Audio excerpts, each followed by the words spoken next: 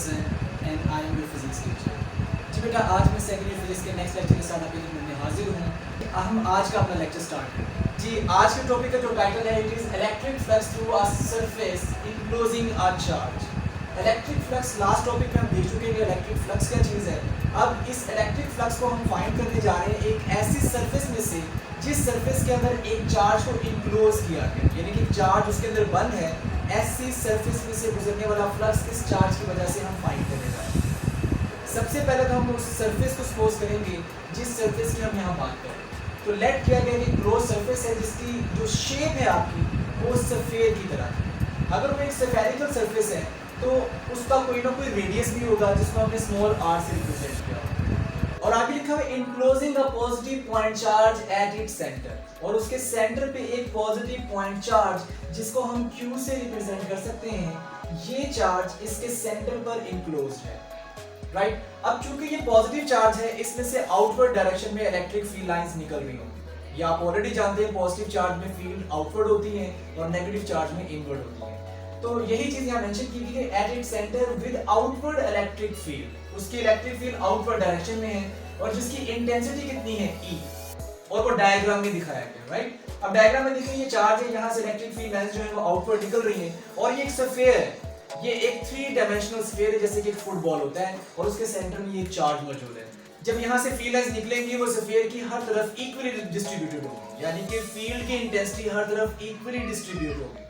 जिस स्फीयर की जो सरफेस है वो आपको पता है कि कर्व्ड सरफेस होगी, जबकि इलेक्ट्रिक फ्लक्स को जो हमने लास्ट लेक्चर में फाइंड किया उसमें आपने एक फ्लैट सरफेस लेके फाइंड किया, और उस फ्लैट सरफेस के फॉर्मूला को अगर हम यहाँ अप्लाई करना चाहते हैं और उस फॉर्मूला का इस्तेमाल करते हुए हम इलेक्ट्रिक फ्लक्स की वैल्यू निकालना चाहते हैं तो हमें इस कर्व्ड सरफेस को छोटे छोटे पैचेस में डिवाइड करना पड़ेगा, और वो छोटे छोटे पैचेस इतने छोटे होने चाहिए कि वो पैच फ्लैट नजर आए। जी, इलेक्ट्रिक फील्ड लाइंस हर तरफ यूनिफॉर्मली डिस्ट्रीब्यूटेड होगी और जो इलेक्ट्रिक फील्ड लाइंस इसकी सरफेस तक पहुंचेगी वो सरफेस के ऊपर नॉर्मल एंगल यानी कि 90 डिग्री एंगल बनाएंगे।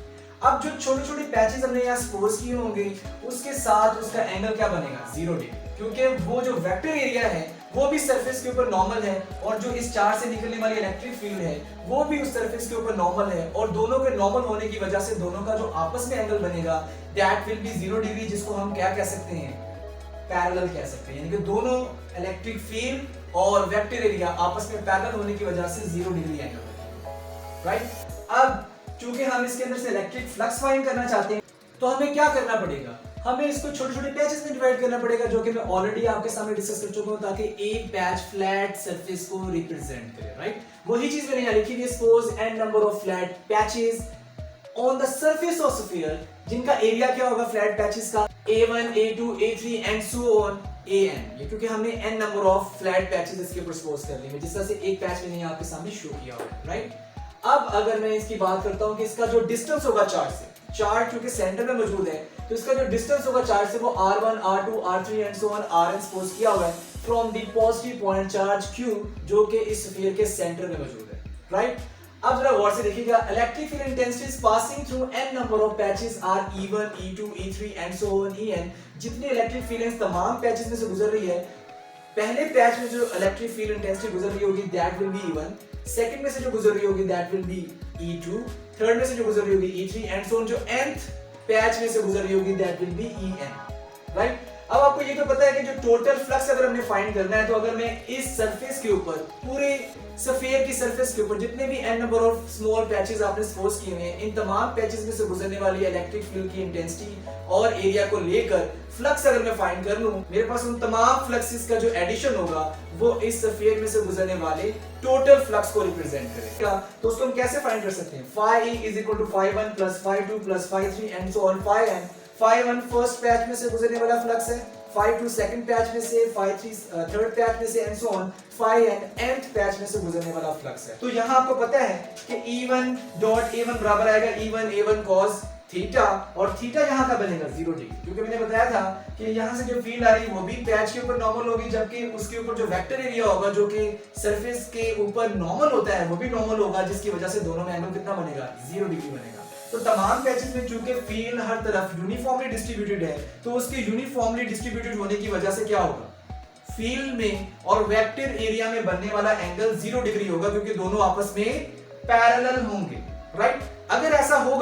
तो यहाँ थीटा की वैल्यू तमाम पैचेस के लिए क्या हो जाएगी, 0 डिग्री हो जाएगी। अगर वो 0 डिग्री हो जाती तो cos थीटा वाली जो टर्म है, cos 0 degree, cos 0 degree, cos 0 degree and so on cos 0 degree, ये सारी टर्म्स 1 1 हो जाएंगी। तो ये अगर 1 1 हो जाएगी तो बाकी जो वैल्यू मेरे पास बचेगी वो क्या बचेगी जी, cos 0 डिग्री होने की वजह से तमाम टर्म्स 1 हो जाएंगी। और उसके बाद आप देखिएगा कि यहाँ से cos थीटा वाली जो टर्म है वो यहाँ से खत्म हो चुकी है।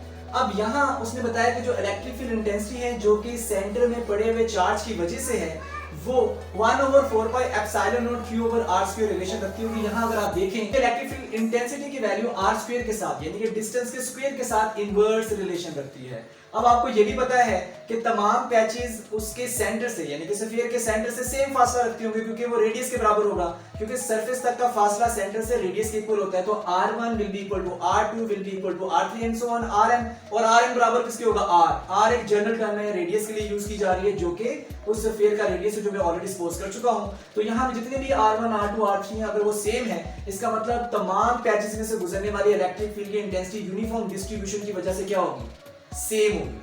सो मैं यहाँ क्या कहूंगा, E1 will be equal to E2, E2 will be equal to E3 and so on En, और वो सिंपली उसको E लिखा जा सकता है। तमाम पैचेस में से गुजरने वाली इलेक्ट्रिक फील्ड की इंटेंसिटी क्या होगी, सेम होगी। अब इलेक्ट्रिक फील्ड इंटेंसिटी का रिलेशन तो आप ऑलरेडी ऊपर देख चुके हैं, ये हमें पता है। अब यहाँ मैंने वही रिलेशन दोबारा से रिपीट किया है कि 1/4 pi epsilon not q over r square. अब इसमें से ये छोटे छोटे एरियाज, इन तमाम एरियाज को अगर मैं ऐड कर दूं तो मेरे पास उस स्फीयर का टोटल सरफेस एरिया आ जाता है। तो यहाँ मैंने वही बात लिखी हुई कि a1 plus a2 plus a3 and so on an is equal to what, surface area of this sphere। अब आपको पता है स्फेरिकल बॉडी का जो सरफेस एरिया उसको निकालने का रिलेशन क्या होता है, 4 pi r square। Surface area of sphere is equal to 4 pi r square। अब यहाँ अगर मैं सरफेस एरिया ऑफ स्फीयर जो कि a1 plus a2 plus a3 and so on an के बराबर है, और इलेक्ट्रिक फील्ड इंटेंसिटी जो कि 1/4 pi epsilon not q over r square के इक्वल है, इन दोनों की वैल्यूज पुट करूं तो मेरे पास फ्लक्स की वैल्यू क्या बन जाएगी, उसे हम देख लेते हैं जी बेटा। यहाँ फाई ई यानी कि फ्लक्स की वैल्यू फाइंड करने के लिए मैंने क्या किया, मैंने ये जो आपके पास इलेक्ट्रिक फील्ड इंटेंसिटी की वैल्यू थी ये, और टोटल जो एरिया था स्फीयर का उसकी वैल्यू जो थी 4 पाई r स्क्वायर, दोनों मैंने इस रिलेशन के अंदर पुट कर दिए। पुट करने के बाद मेरे पास यहाँ रिलेशन बना 1/4 pi epsilon not q over r square into 4 pi r square जो कि स्फीयर का टोटल सरफेस एरिया है। दोनों को मल्टीप्लाई किया तो यहाँ से 4 पाई से कैंसिल हो जाएगा, r स्क्वायर से कैंसिल हो जाएगा, तो बाकी जो वैल्यू बचेगी it will be q over epsilon not. अब q क्या है, ये वो चार्ज है जो कि उस सरफेस के अंदर इनक्लोज था। एप्सिलॉन नॉट क्या है, ये आपके पास फ्री स्पेस या वैक्यूम की परमिटिविटी होती है। तो यहाँ से हम क्या रिजल्ट निकालेंगे, तो रिजल्ट में मैंने क्या लिखा हुआ है, the total electric flux through a closed surface does not depend upon the shape and geometry of the closed surface। आपको नजर ही आ रहा है यहाँ कहीं भी आपको रेडियस या उसके एरिया या उसके वॉल्यूम के हवाले से कोई इंफॉर्मेशन इस लास्ट रिलेशन में नहीं दी गई।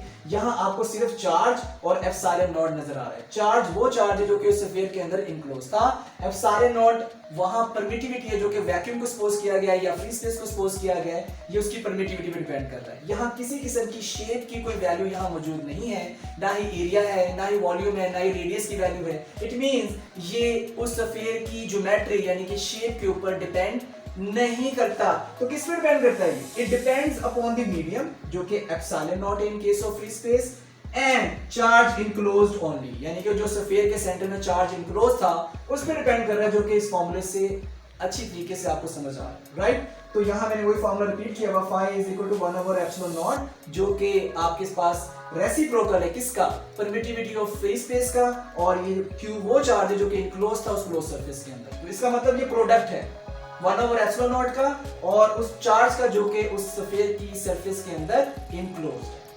जी बेटा, आज के लिए बस इतना ही। इंशाल्लाह मैं बहुत जल्द नेक्स्ट लेक्चर के साथ आपकी खिदमत में हाजिर होऊंगा। अपना ख्याल रखिएगा, चैनल को सब्सक्राइब कीजिए। तब तक के लिए मुझे इजाजत दीजिए। अल्लाह हाफिज।